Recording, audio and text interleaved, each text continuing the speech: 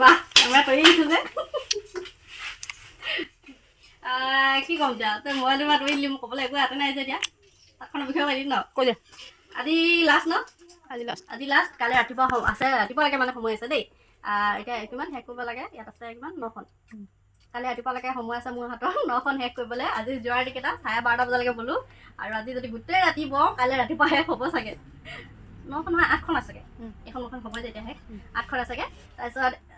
আৰু এটা কথা নহয় মোৰ নিজকে কি নিচিনা লাগিছে জানো নাই ইয়াত বহি বহি ব্ৰইলাৰটো নিচিনা লাগিছে লাইটটো মানে দি থোৱা হয় দিনে ৰাতিয়ে